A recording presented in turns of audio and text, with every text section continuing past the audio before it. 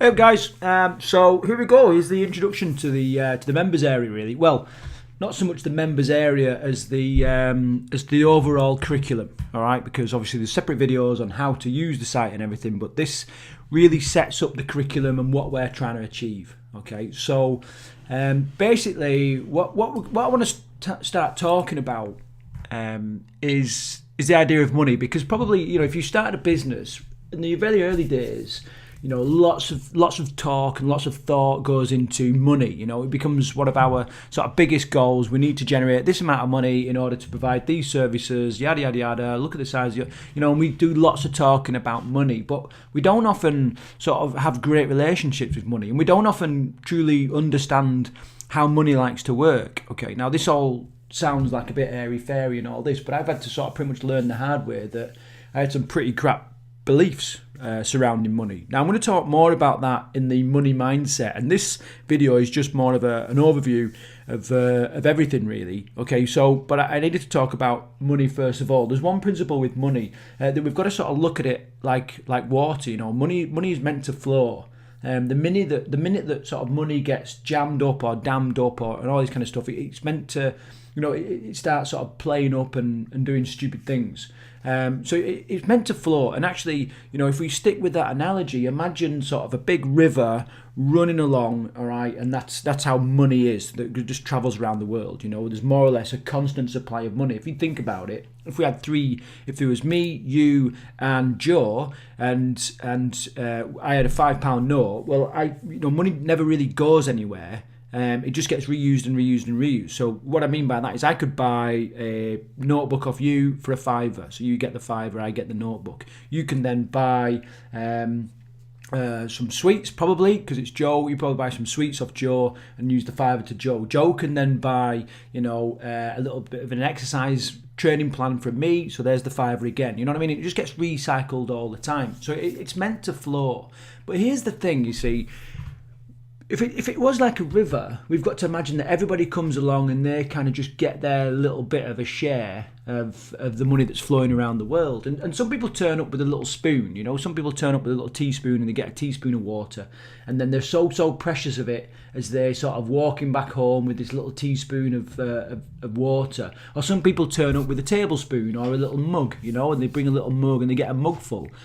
Other people build a fucking pipeline from the river all the way to their house, so they've got a constant supply of money and water just getting pumped into their house, and that really is the difference. And you sort of think, well, what dictates who has a teaspoon, who has a pipeline? And the honest answer is you do. You and your beliefs. Now, what you may be battling is, especially having an upbringing like mine and Joe's, is that, for a long time we've been educated that money can be a bad thing. We tend to be jealous of people that's got money, that drive a nice car and all that kind of stuff. And as well as that, your parents probably constantly telling you money doesn't grow on trees, you've not made of money, the filthy rich, all this kind of stuff. And we're really going to battle that, because it's no good you going into business and having these thoughts of money. So what we want to do is we want to create, through this membership area, a pipeline from the river into your account, you know what I mean, and getting all the money that you deserve. Because let's face it, you're neither brighter nor thicker, dumber than the rich people out there, or the really successful business people. It's just right now you don't really know some of the things to do. Okay, so this is what this is about.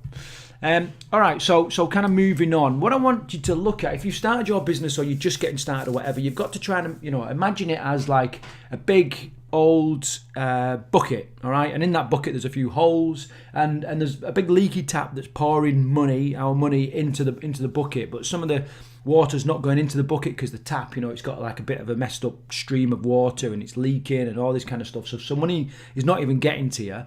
And then a fair amount is just pouring out the holes because, the bucket's not really repaired very well. It's a bit old and knackered and all that kind of stuff.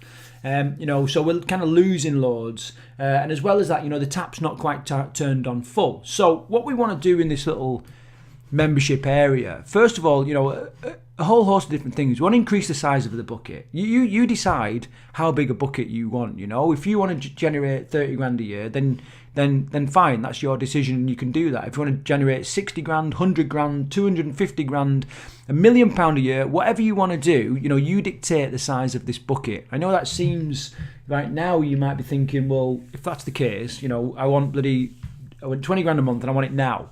Okay, obviously there's a few steps to get going. Imagine it like an old water pump, in the plains of Africa, where they've still got like pumps pumping water up from the well, and it takes a long time to get the water flowing with this pump. You're pumping the handle. It's really hard work, and you get going, but then eventually the water starts to flow, and once the water's flowing, then we can keep much easier to keep it going. So you've got a bit of hard work to get through first of all, but that's fine, because Joe and I and the rest of the 10x team are going to look after you and help you along the way. We're going to help you fill the holes in the bucket. You're going to be struggling to hold on to some of this money in order to make the money work for you, so you don't have to work for the money so much. Okay, so I'm going to teach you how to fill the holes, how to streamline your spending, how to streamline the costs that you've got in your business, and how to hold on more of the money, just get smarter with it. How to increase the amount of water that's flowing into your bucket, how to turn that tap on to max and be able to keep it, okay? Because as well as a business not growing fast enough, it can also grow way too fast, and then things get stretched and then it just starts imploding, okay? So you've got to be really careful of that and make sure you're ready for it. Going to make sure that we tidy up the stream, okay? So that the stream is not like a little 5-year-old boy just pissing all over the floor trying to go to the toilet, right? It's a direct jet into your bucket, and you can control it. You can monitor the flow of water, the flow of money into your business, and you can kind of control it. Now that sounds pretty far-fetched, but for me, I've got my own sort of bootcamp business up to a stage where if Paula turns up and says, right, we need to generate this amount of money, and without sort of scaring anybody, let's say we want to generate 50 grand, okay, I can now put an offer together, which takes minutes usually because of the way that it's all been set up and what we're going to teach you in this. Fire out the offer to our email list and to our social media audience and all this kind of stuff, and we can generate that money. We can control the stream of water into our business. And also, if we want to, and we're ready, we can turn that stream up so that we can keep on going and keep on growing. And then the other one is to sort of avoid waste. Anything that's sort of spilling out through the holes, over the top of the bucket, not even getting into the bucket. We really can just grab every little bit of revenue that we're meant to have and that we're, that's representative of the value that we create into our business. Okay, so that's the old bucket analogy, and I'm probably going to talk a lot about that throughout the curriculum. So just bear that in mind. Just take a little bit of a second now. I'll just have a little bit of a silence so you can think about it. Just think about your business being that bucket, and how what colour is your bucket? How big is it currently? How much water do you think you're losing? What kind of stream are you getting into your bucket? Have you been going 12 to 18 months and actually it's more of a bathtub? Is it a swimming pool? Whatever, okay? So just here's a little bit of silence, so have a think about that now.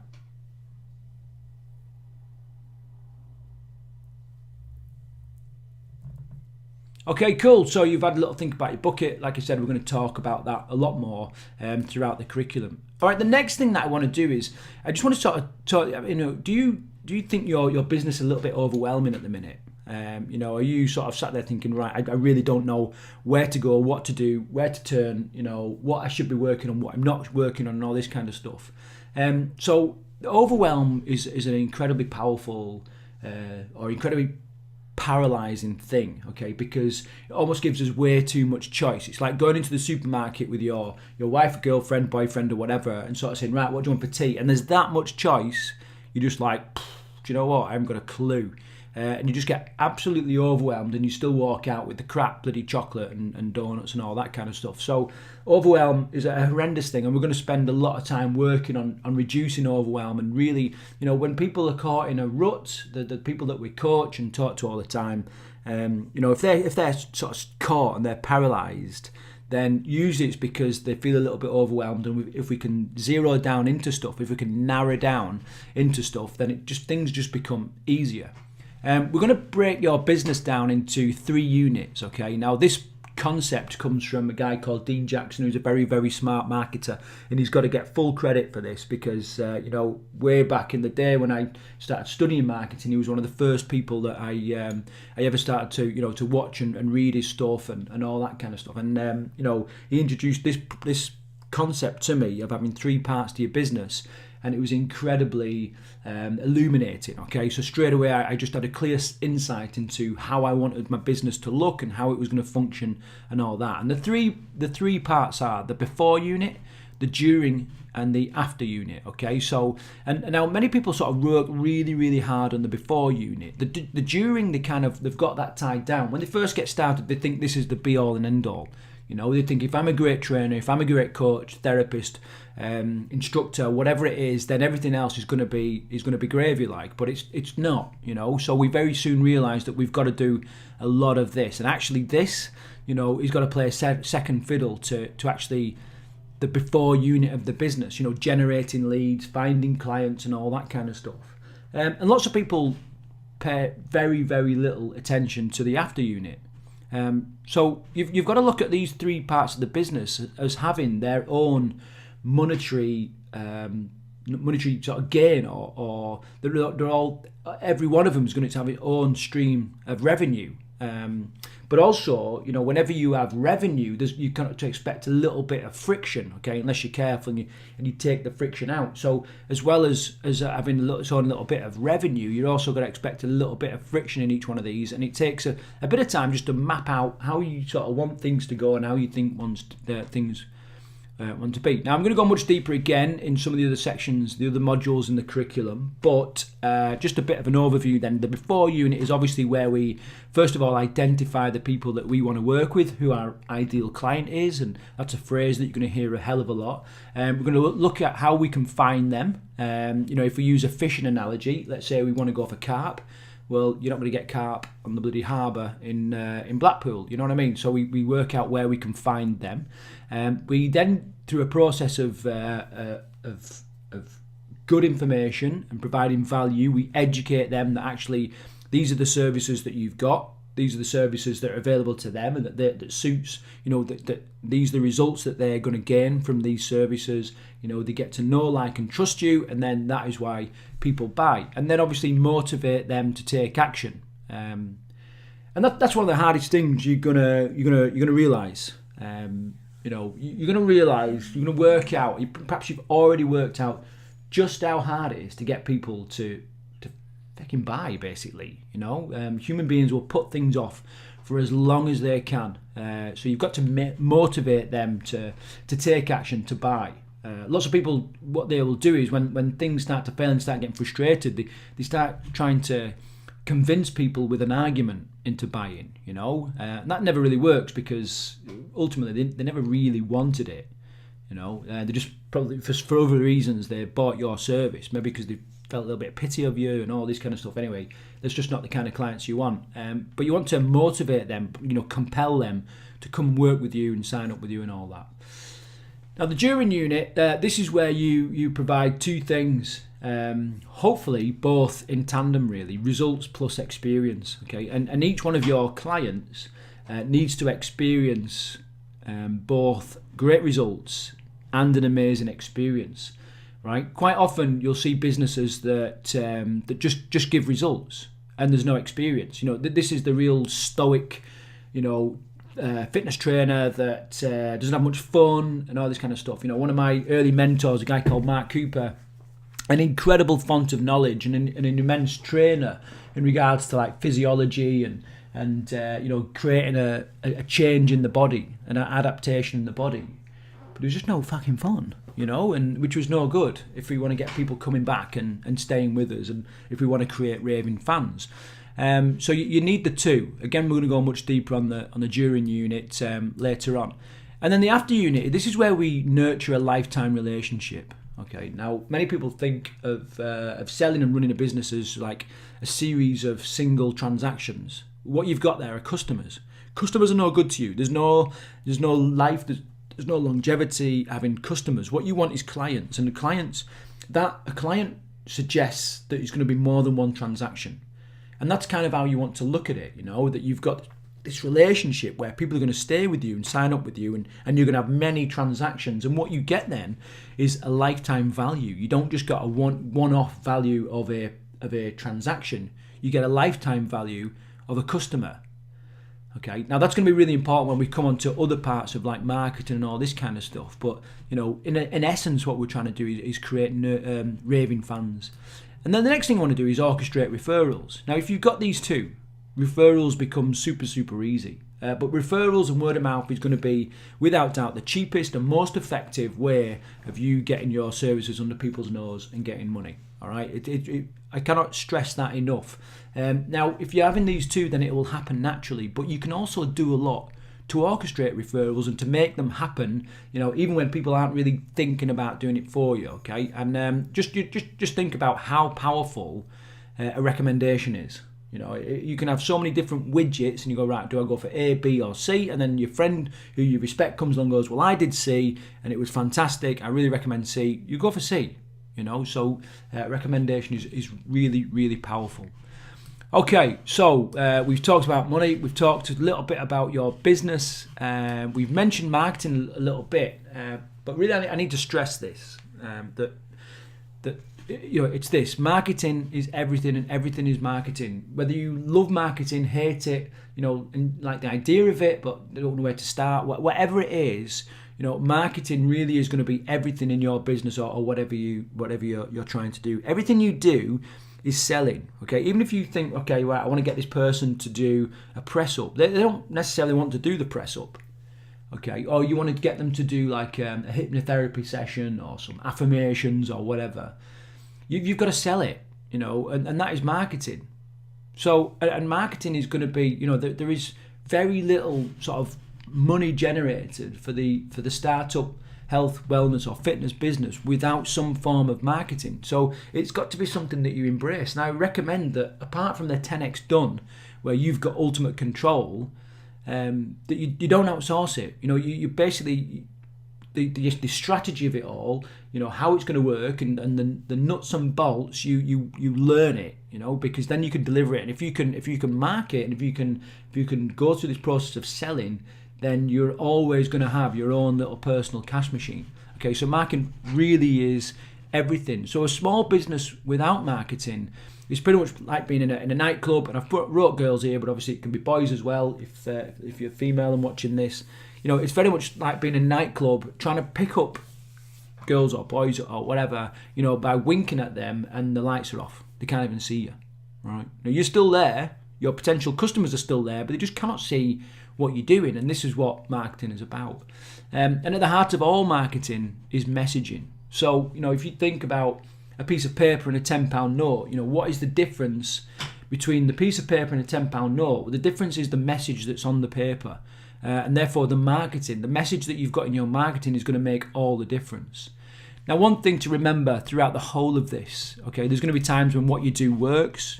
There's going to be times when what you do doesn't seem to work or needs some adjusting and all that kind of stuff, but there is no such thing as failure. There's only testing in marketing. And I know that's a bit of a bitter pill to swallow when you're first getting started and every penny counts, but trust that this curriculum is going to be set up so that we're making every penny count, okay? But there's still going to be a little bit of testing as you go along, okay? It's just part of the process of filling the holes on the bucket, increasing the stream, all that kind of stuff, and learning how to keep hold of the money. It's all just testing, and that's really how you've got to see it. So ultimately, the aim then of this curriculum is for you to create your own personal cash machine.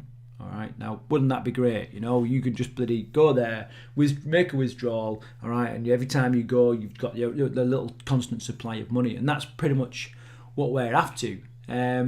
So a couple of fundamentals then. We're going to get you to make money work for you. If you read lots of personal development books, they're going to talk about, rich people, they'll make money work for them. They don't work for money.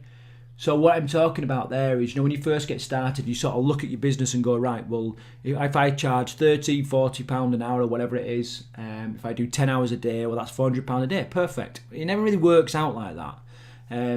But however, you can structure your business and structure what you're doing so that actually you're not working for that hourly rate. You know, it's very different. So we're going to talk about that. I want you to see everything as a process. So every time you do something, the idea is that you do it once, and let's say it takes 10 hours. If you can formulate a process, then the next time it might take you 5. Then eventually, you know, as you keep chipping away, you can do things that would have taken you days and days and days, sometimes weeks before, and you can do that in minutes. All right, and that's the idea of, you know, making things into a process. The analogy I want to use is that imagine if every time you run 10,000 meters, you got £100, right? And that's how you generated your income. So you'd sort of think, right, well, what I want to do then is I want to run as many 10,000 meters as I can in any 24-hour period. But you've got to think about it, you know.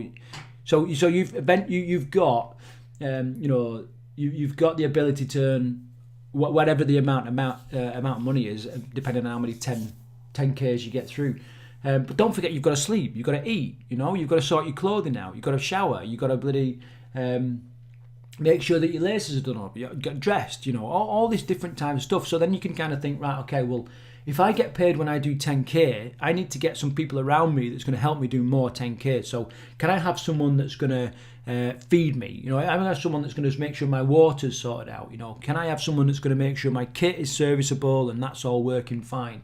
You know, and you just concentrate on making the money and get everybody else to do those other little bits, you know, to support you making money. And that's the idea of making everything a process. You've also got to consider opportunity cost. Now, we have all got the same amount of time in a day, okay? But different people do different things, and different people earn a lot more money than you and I. And the difference is that they are doing smarter things. They're doing more efficient things. Hitler had the same amount of time as you and I, and he took over the freaking world, you know, because he just made a decision to do different things. Now, I don't suggest you go and take over the world as some evil tyrant and all that, but my point is, you know, whenever you're faced with a couple of options, you know, you've got to really sort of work out what's going to give you the most bang for your buck, but also what's going to cost you the most bang for your buck. So, for example, if you're watching telly for an hour, and in that hour you could have wrote a series of emails that's going to generate £200-400 in revenue, well, that watching telly for an hour has cost you £300-400, okay, and that's what we call opportunity cost. So bear that in mind as we go through and do more of the coaching and more of the curriculum. And then whenever you do something, and we talked about the process before, you know, what I always do is a little 3-step thing on the back end of every process that I do, where I simplify it to its basic nuts and bolts. I automate it if I can. You know, there's so many bits of software and technology out there that just makes it makes you the ability to automate so much, and every day there's new software and new stuff coming out, and Joe and I are just fanatical about saving 10 minutes, and if we can save 10 minutes of every day of the week, you know, that's a hell of a lot of time that we could be investing in other stuff, you know, getting other stuff going. And if I can't automate it, then I will outsource it, and that's where 10x Done has come from. Now, you need to be using your credits in 10x Done. You know, don't you're probably thinking, oh, well, you know, I'm very particular about how I like things to be done and all this kind of stuff. But you've got to remember that the 10x team, or the 10x Done team, they've been doing this stuff for me for quite a long time now. Some of them are relatively new, but they all get the training. You know, they all get the benefit of our experience for the last sort of 5 or 6 years of generating, you know, of creating a £1 million fitness business. So, you know, you've got to rely on them really, and massively use it, and think about where you're going to use those credits to make the biggest impact in your own business. Okay, so that's the introduction. A little bit longer than I envisaged, but I think they're all going to be a little bit like that. Hopefully you've got some absolute nuggets from that, but just got to see this as the start. You know, this really is the start of something pretty big. You've got an amazing team around you, and you're going to get some incredible lessons on this curriculum. But don't ask, you know, will the curriculum work for me? You've got to ask, will you work the curriculum? And the people that do work the curriculum, they make the biggest sort of results. So until the next video, take care.